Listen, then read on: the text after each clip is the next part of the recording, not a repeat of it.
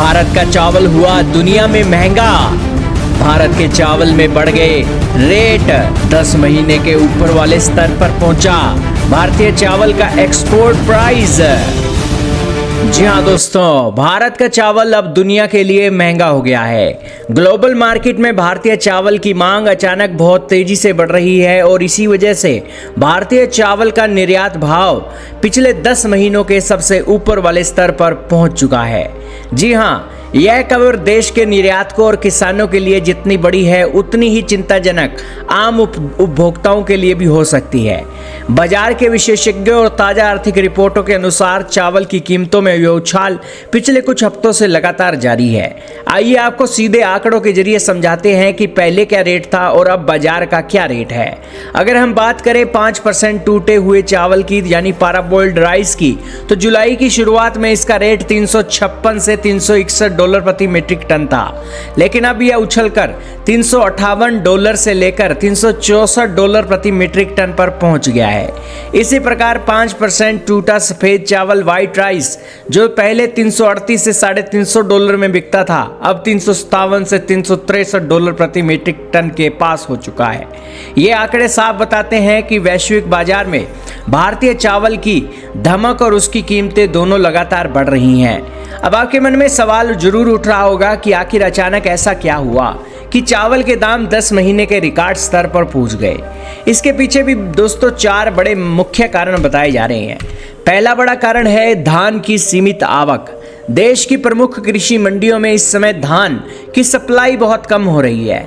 Supply घटने की वजह से निर्यातकों के लिए मंडियों से माल खरीदना महंगा हो गया है।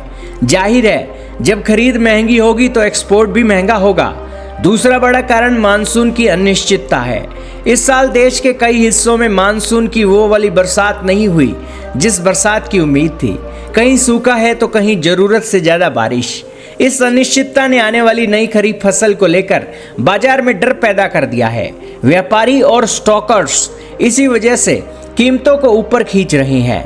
भले ही भारत में कीमतें बढ़ रही हैं, लेकिन थाईलैंड और वियतनाम जैसे देशों के मुकाबले भारतीय चावल आज भी दुनिया के लिए सबसे सस्ता और किफायती है। यही वजह है कि अफ्रीकी और एशियाई देशों से भारतीय गैर बासमती चावल के लिए भारी मात्रा में नए ऑर्डर आ रहे हैं। मांग ज्यादा है, सप्लाई कम, इसलिए दाम बढ़े हैं। चौथा कारण बताया जा रहा है गैर बासमती चावल में आया बड़ा उछाल। मिडिल ईस्ट खाड़ी देशों में चल रहे तनाव के कारण बासमती चावल के निर्यात में करीब 5.5% की गिरावट आई है, लेकिन इसकी भरपाई गैर बासमती चावल ने कर दी है। गैर बासमती चावल के एक्सपोर्ट में करीब 9.6% की भारी बढ़त दर्ज की गई। इसने पूरे चावल बाजार के सेंटीमेंट को ही बूस्ट कर दिया। आइए अब बात करते हैं इसके असर की। दोस्तों, निर्यात दरें बढ़ने से एक्सपोर्टर्स को तो अच्छा मुनाफा हो रहा है, लेकिन इसका एक दूसरा पहलू भी है। निर्यात महंगा होने और मंडियों में सप्लाई कम होने का सीधा असर हमारे और आपके घर के बजट पर भी पड़ सकता है।